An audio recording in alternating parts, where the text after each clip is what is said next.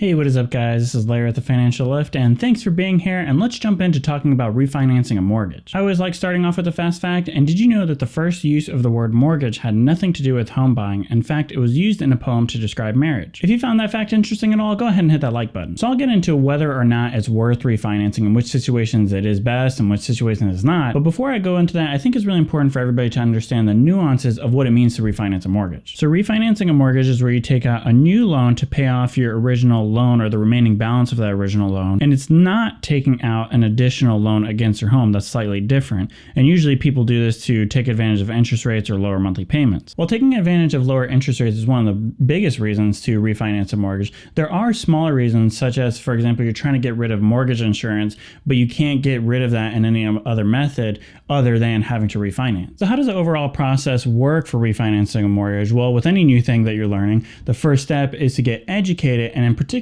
make sure you know all of the different options. I definitely would recommend talking to a variety of different mortgage lenders, and a huge word of caution, don't necessarily just talk to one mortgage lender, because they're going to do everything in their power to make sure that you are convinced that it's not really worth your time going to a different, lender just to hear what they have to say. They're probably going to say something along the lines that all interest rates across the board or all different types of fees are the same across lenders, which there is a little bit of truth in that, but the reality is even a small 0.5% difference when it comes to something like a home that we're talking thousands of dollars can actually have a huge impact. And once again, let's just say it was true that interest rates were 100% exactly the same across the board between different lenders. What's also going to definitely be true, though, is that lenders are going to provide a different quality of service. There may be one lender that, is really responsive to your emails, really responsive to your questions, available 24/7, and they have a website that's easy to navigate. Those things may not necessarily seem that important, but once you're actually, on your own and you're trying to make those monthly payments and you can't log in and you're trying to call somebody and you're about to miss a payment, those are things you're going to actually really heavily care about. The next thing you're going to want to really do is make sure you understand the terms of the different options that lenders are providing to you, as well as the terms of your existing loan. So an example of that would be something like, you can have prepayment penalties on certain types of mortgages. So you're actually having to pay a fee to pay more on the principal. But a lot of people like to do this so that way they're not actually paying 30 years for a 30-year mortgage. They can actually make additional payments and pay that off in, let's say, 20 years. But with some lenders, you're actually going to have to pay more to pay more. And for certain people, that doesn't really sit well with them. But if that's something you don't necessarily care about, then that lender may be someone you want to go with.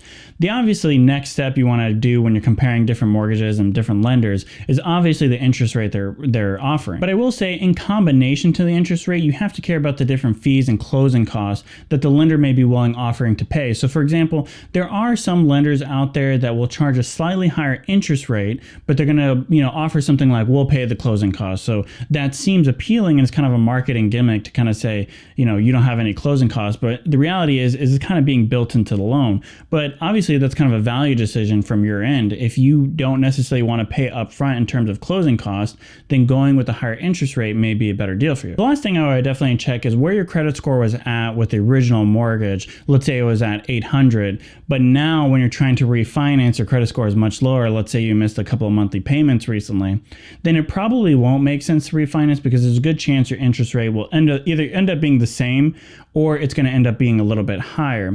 Obviously, for the majority of people, credit score goes up as time progresses. So the reality is, especially with the market interest rate being so low right now, that if you're going to refinance, your interest rate should be a little bit lower. I want to briefly touch into the 3 different types of refinancing. The first being a rate and term refinance, which is basically where you have a 30-year mortgage and you refinance into something like 15-year, or you have a 30-year mortgage and you refinance into another 30-year mortgage, but you're taking advantage of a different interest rate. The second would be a cash out refinance. So if I have a $100,000 home, a $100,000 mortgage, but I've paid it down to $50,000, I can refinance with another $100,000 loan, and now I have $50,000 in my pocket. The third, and not so necessarily common option, is a cash in refinance. And basically what happens is, let's say you have a huge inheritance, or you won the lottery or something like that, and you go to refinance your mortgage because you want to remove mortgage insurance, because now you finally have the 20% down payment that's necessary. Or if you're interested in converting from an FHA loan to a conventional loan,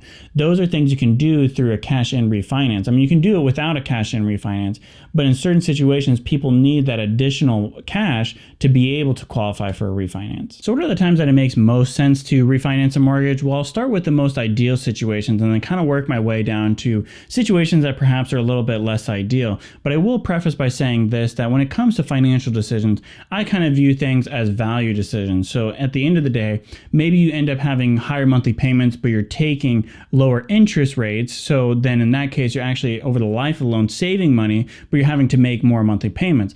In other people's situations, maybe they just care about lowering their monthly payments. And if they have to pay a slightly higher interest rate, that's not necessarily a deal breaker to them. They just rather have the lower monthly payments in the short run. And at the end of the day, I may have my own opinions on what to do in those different situations, but ultimately it's your decision. So probably the most ideal situation in terms of refinancing a mortgage is that you're taking advantage of lower interest rates, and perhaps your payments, your monthly payments, either end up being lower or about the same.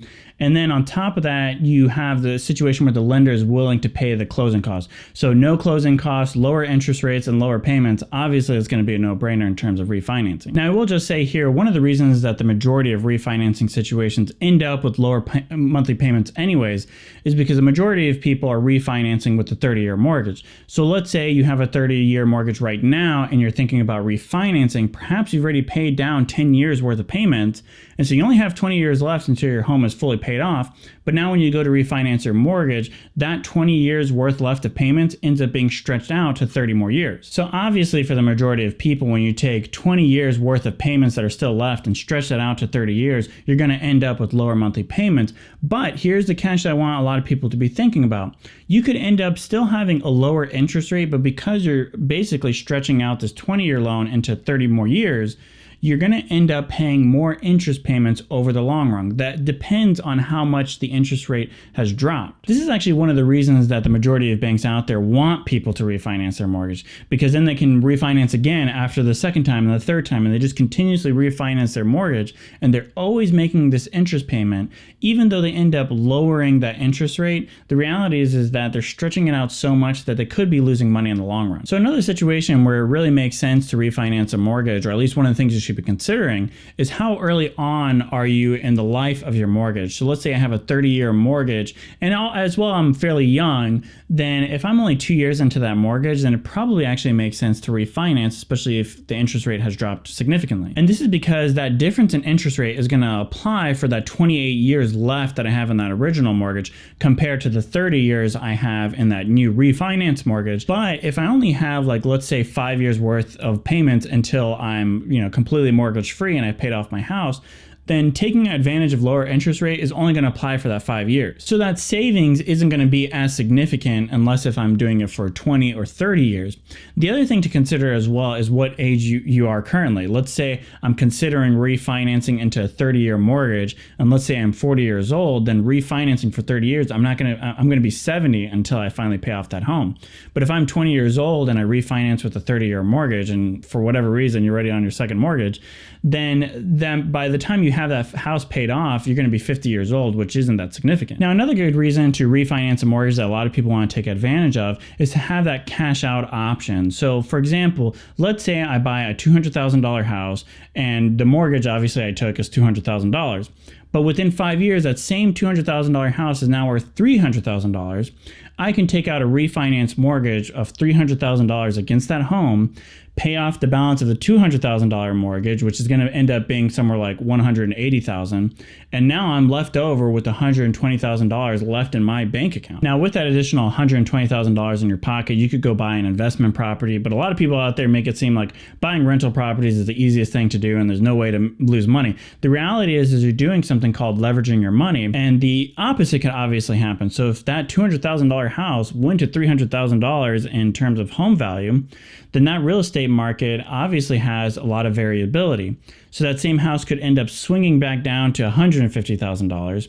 So now you took out a $300,000 mortgage, and now you go to sell your home and it's only worth $150,000, and so now you're out that money. So if you're going to do a cash out option in terms of refinancing your mortgage, just be aware of two things. One, be aware of the stability in terms of home value. Do you live in an area where the prices fluctuate a lot or not? And the second thing to be aware of is, when are you planning on moving? Because you don't want to be in a situation where you have to sell at that lower value, but yet you refinance at a higher value. Now, as far as the cost of refinancing mortgage, obviously it's going to be a huge factor in determining whether or not it's worth refinancing a mortgage.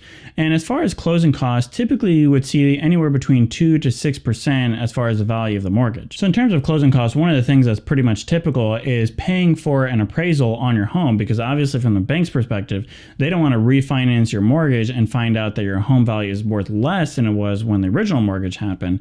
And typically you don't necessarily have a say in who you're going to go with in terms of who's going to appraise your home. And then there's some minor fees as well, like application fees and fees to pull your credit report. And I should note here as well, in terms of these different types of fees I'm talking about, a lot of these will end up being non-refundable. Even if your appraisal for your home comes out lower than you expected and you decide not to refinance your mortgage, well, the reality is you still paid a few $100s or even sometimes a couple $1,000s in terms of those fees that you're not necessarily going to be refunded. So keep all these closing costs in mind. And I should note as well that there are a lot of lenders out there that will allow you to roll those closing costs into the life of the loan. Now, there are downsides to refinancing a mortgage, because the reality is nothing is free out there in life, which kind of goes into the whole closing costs that I was just talking about. That's obviously going to be the main drawback to whether or not people want to decide to refinance their mortgage. But there are some other potential drawbacks, such as higher monthly payments. So a situation would be, let's say I have 20 years left on a 30-year mortgage, but when I go to refinance my mortgage, I decide to refinance using a 15-year mortgage. So obviously those 20 years worth of payments are going to be pushed into just 15 years. So obviously I'm going to be paying higher, but at least I'm taking advantage of a lower interest rate. Now, another situation where it doesn't necessarily make that much sense to refinance a mortgage is if you're planning to move relatively soon. So for example, let's say you have to pay $5,000 to refinance your mortgage, but you're going to be saving tens of thousands of dollars over the course of 30 years when you refinance that mortgage, because you're taking advantage of those lower interest rates.